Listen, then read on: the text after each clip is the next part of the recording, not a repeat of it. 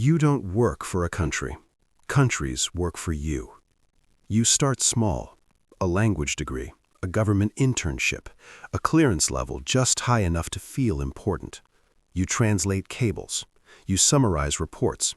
You move information from one secure folder to another. You tell yourself you serve national security. Everyone does. Your first real exposure comes during a regional conflict. Two neighboring countries, one disputed border, thousands of lives. You read intercepts before ambassadors do.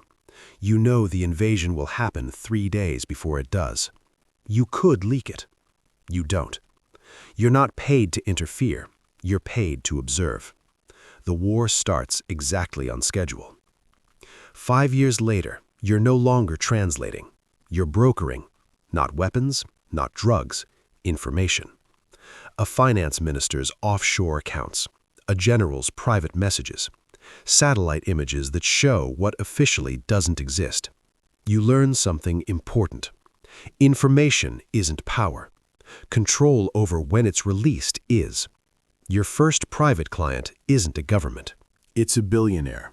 He wants to know if his name appears in a corruption probe on another continent. You check. It does. You make a call. The file disappears. He pays you more for that one favor than your agency paid you in 5 years. You resign 2 months later. Now you operate independently.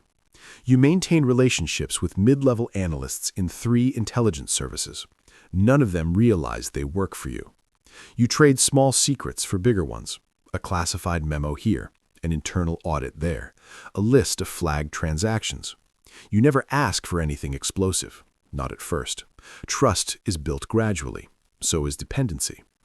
10 years in, you have access to things presidents don't.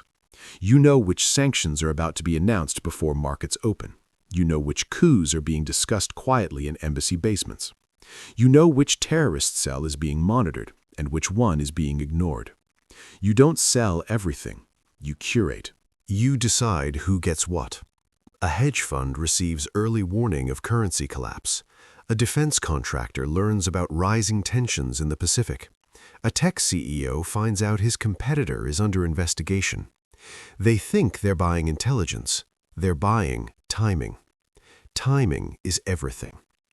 You never keep files in one place. Encrypted drives, fragmented servers, dead drops in cities you no longer visit. You assume every communication is intercepted, so you use silence as currency. If you stop responding, people panic.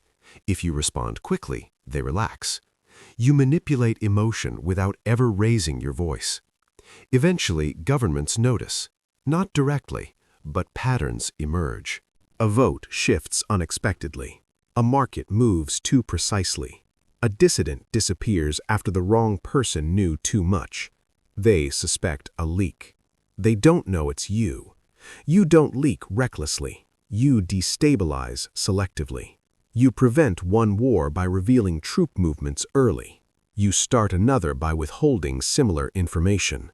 You justify both decisions the same way. Balance of power, strategic equilibrium, necessary instability. Words are useful. They make destruction sound academic. You have dirt on intelligence chiefs in 4 countries. You know which agency fabricated evidence to justify surveillance. You know which ally spies more aggressively than its enemies. You know about rendition programs that never made headlines. You could end careers overnight. You don't. Leverage is more valuable than exposure. Mutually assured embarrassment. It keeps everyone civil. You don't have a family. You don't have a flag. You don't attend public events. Your passport collection is impressive.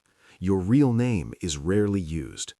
You've built an identity that exists only in encrypted directories and private jet manifests. You are invited into rooms where wars are predicted. You are never photographed in them. At 58, you are worth more than most sovereign wealth funds managers, but you own nothing publicly. 3 apartments, all registered offshore. Cash reserves in currencies most people can't locate on a map. You trust no institution completely, especially not the ones that taught you how they operate. The paranoia becomes constant. You assume you are being watched. Because you are. Not closely enough to stop you. Not loosely enough to relax. You rotate devices weekly. You never sleep in the same place twice in 1 week. You never answer questions directly. You answer adjacent to them. There is a file. There is always a file. A compilation of everything. Every intercepted message. Every covert funding channel. Every double agent. Every illegal directive signed behind closed doors. If released, it wouldn't just embarrass governments. It would delegitimize them. Markets would crash. Alliances would fracture. Trust would evaporate. You built that file slowly. Insurance. You've seen what happens to people who know too much without protection. Car accidents, heart failures, unexplained suicides.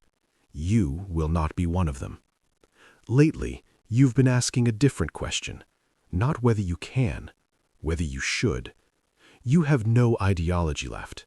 You stopped believing in national interest years ago. Everyone spies on everyone. Everyone lies. You are simply more honest about it. One day, you could upload everything. Send it to journalists across continents, to prosecutors, to rivals. Watch the world convulse under the weight of its own secrets. You wouldn't call it justice. You'd call it entropy. Or you could continue. Another decade. Another 100 carefully timed disclosures. Another generation of leaders who think they're in control. You finish your drink in a hotel room booked under a name that expires tomorrow. Somewhere in a capital city, a junior analyst is flagging a communication that will change history. They don't know you exist. They think the system is contained. It isn't. Your phone vibrates. A secure line. A government minister this time. He sounds nervous. There's a situation. There's always a situation. You let it ring once more, just to remind him who waits for whom. Then you answer.